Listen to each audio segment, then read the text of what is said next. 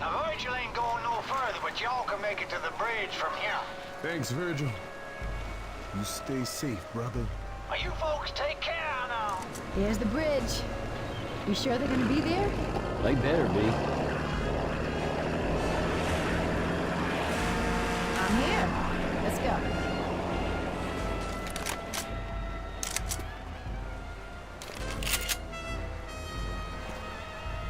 Hi, my name is Gabe Newell, and welcome to Left 4 Dead 2. We love this style of zombie-driven cooperative gameplay. Tom Leonard and the rest of the Left 4 Dead 2 team had a great time building on the design and game mechanics of the original, and we hope you have as much fun playing the game as we did making it. To listen to a commentary node, put your crosshair over the floating commentary symbol and press your use key. To stop a commentary node, put your crosshair over the rotating node and press the use key again. Some commentary nodes may take control of the game in order to show something to you. In these cases, simply press your use key again to stop the commentary. Please let me know what you think after you've had a chance to play Left 4 Dead 2. I can be reached at gaben@valvesoftware.com. I get about 10,000 emails each time we release a game, and while I can't respond to all of them, I do read all of them. Thanks and have fun. We did a lot of work in Left 4 Dead 2 to make every campaign unique in terms of flavor and gameplay. This drove our decisions in regard to locale, lighting, population, music, and events. We wanted to create a continuous set of locations proceeding through the South, with the goal of making each location iconic and evocative. We drew up an overall world map of our version of the South, and charted out a journey through a variety of locations. While each location has its own particular common zombie types, we further differentiated each campaign by creating uncommon zombies, which are thematically tied to that location. The uncommon zombies also have specific gameplay mechanics that make them unique. In each campaign, the music blended specific elements of the location with the central recurring Left 4 Dead theme. We also designed new elements in each campaign where the director could take control in interesting ways, be it weather, unique paths, or types of crescendo events and finales. Reloading.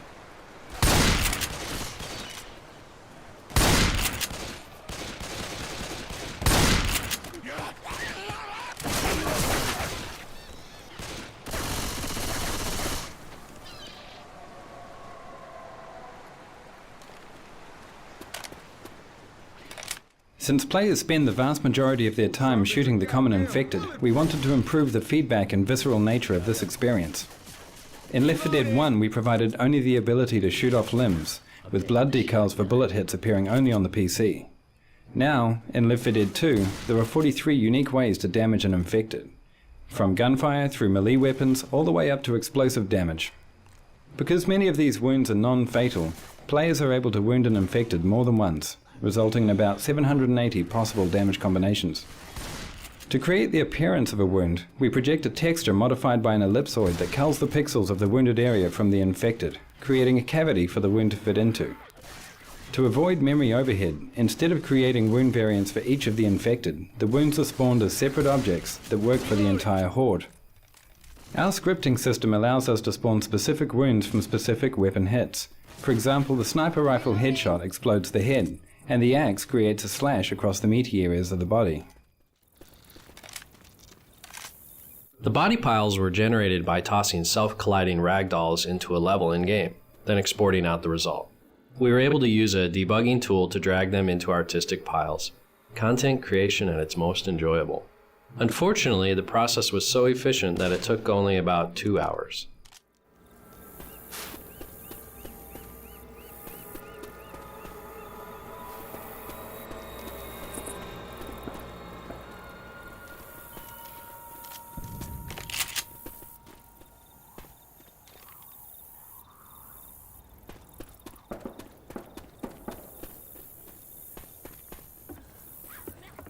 The guiding sound design principles in Left 4 Dead, as well as Left 4 Dead 2, were to stay as organic as possible and to reflect the world within which the game takes place. For example, the monsters are all former human beings, grotesquely transformed. And as such, all of their vocalizations are human performances with very little effects processing, if any at all. The challenge with the new character sounds in Left 4 Dead 2 was to keep them clearly audible for gameplay, reasonably believable at unrealistic distances, and clearly identifiable as unique. The existing bosses already used the pitch spectrum for differentiation, so we expanded into more characterizations. The Charger mutters unintelligibly to himself, the Spitter is trying to screech out her bile hairball, and the Jockey, well, who knows what he's on about.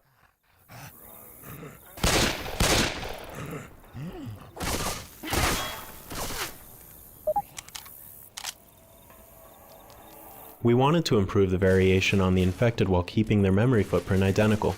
The entire horde is never comprised of more than 5 head textures and 5 body textures. We use a luminosity lookup into a gradient texture for tinting variation, allowing us to not only get a hue variation, but also a luminosity variation. For example, we can make a black or white t-shirt out of the same texture map. The gradient is broken up into zones, so that we can tint areas of clothing and skin differently. The infected texture also includes 4 distinct masks for blood and detail, such as dirt or pond scum. We randomize both the gradients and the masks each time an infected is spawned. We also randomize the body and head meshes, resulting in nearly 20,000 available variations in a typical map, up more than tenfold from the original Left 4 Dead.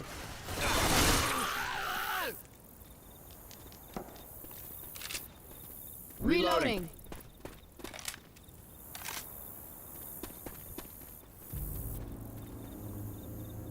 When deciding what to do about the music for Left 4 Dead 2, we faced some interesting challenges. Some of the music in Left 4 Dead 1 plays an iconic and important role in gameplay, and we felt that it shouldn't really be changed. On the other hand, the game is set in the southern United States, which is rich with musical identity, so we also felt that adding some local flavor to each campaign would really help set the tone for that campaign. The solution to bridging the gap between the new local campaign music and the more traditional horror music from the first game was solved in several ways. First, we kept all the original themes from Left 4 Dead 1, but arranged them in a style consistent with the local campaign's theme. Second, we wrote an overarching set of cinematic Southern Goth pieces for the entire game. Finally, we wrote new pieces for the new characters in the style of Left 4 Dead 1. By doing all of this, we established that these are new characters in new places, but they're sharing the experience of everyone else in the Left 4 Dead universe.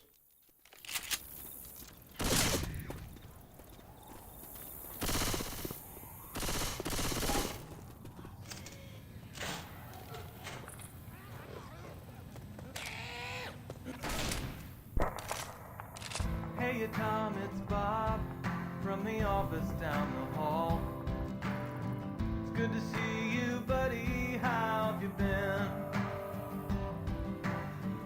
Things have been okay for me, except that I'm a zombie now. I really wish you'd let us in. I think I speak for all of us when I say I understand why you folks might hesitate to submit to our demand. But here's an FYI, you're all gonna die screaming. Y'all get ready now. We're not unreasonable. They telling you something you don't know, but be careful. Hey, look out!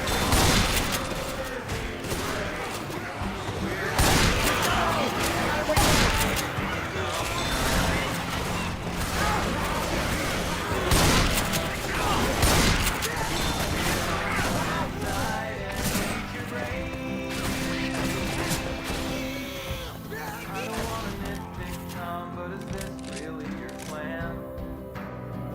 Spend your whole life locked inside a mall. Maybe that's okay for now, but someday you'll be out of food and guns, and you'll have to make the call. I'm not surprised to see you haven't thought it through enough. You never had the head for all that bigger picture stuff. But Tom, that's what I do, and I plan on eating you slowly. All we wanna do is eat your brains. We're not unreasonable. I mean, no one's gonna eat your eyes. All we wanna do is eat your brains. We're at an impasse here. Maybe we should compromise. You open up the door. We'll all come inside and eat your brains. I'd like to help you, Tom, in any way I can. I sure appreciate the way you're working with me. I'm not a monster, Tom. Well, technically I am. I guess I am.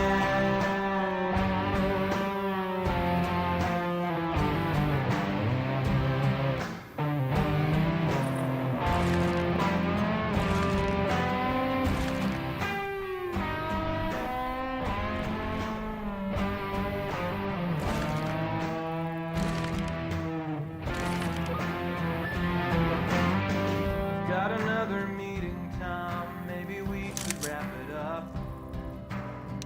Know we'll get to common ground somehow.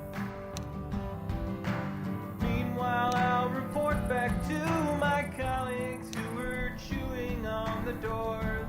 I guess we'll table this for now.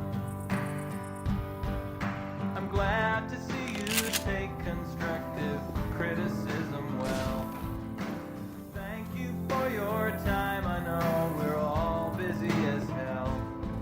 And we'll put this thing to bed when I bash your head open. All we wanna do is eat your brains.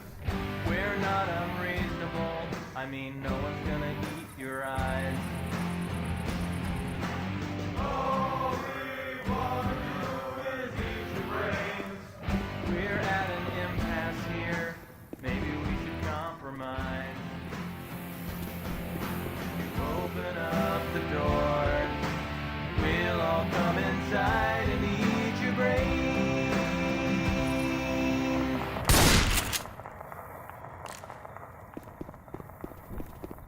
I wish we could get a $5 beer right now. Positivity.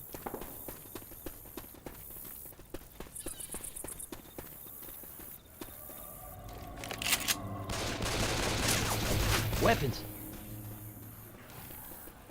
Second pistol. Watch out!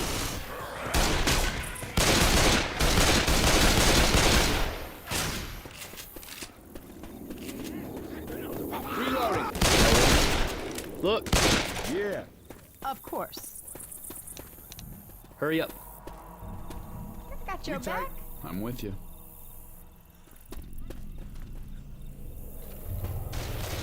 The infected textures are part hand-painted, part photographic reference. One of our team members had a nightmare folder full of photographs of people suffering from bizarre diseases and injuries. They were so hard to look at that the infected actually contained none of these. Instead, the secret ingredients for infecting normal-looking human textures are photos of housing insulation and potato skins.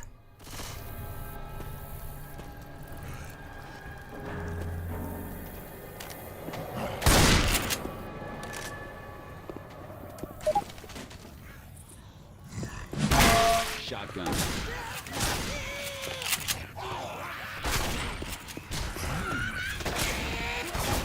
This restaurant was one of the first areas we populated with tables and chairs.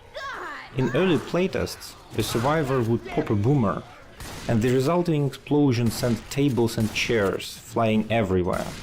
It was a great effect. We decided to furnish a few more areas like this, so that more players would be likely to experience it at some point in the campaign.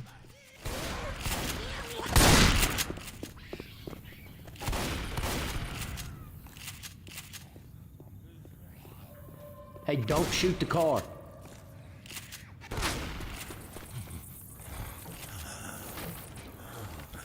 Reloading. The pipe bomb has always been a crowd pleaser, but in Left 4 Dead 1 we were forced to disable ragdolls and gyps and replace them with a blood mist due to performance issues. This time, with a new wound system, a new ragdoll solver and new particle effects, we finally returned to our original vision. The pipe bomb causes visually catastrophic damage to the infected horde, to the delight of gamers and designers alike. Oh, shit!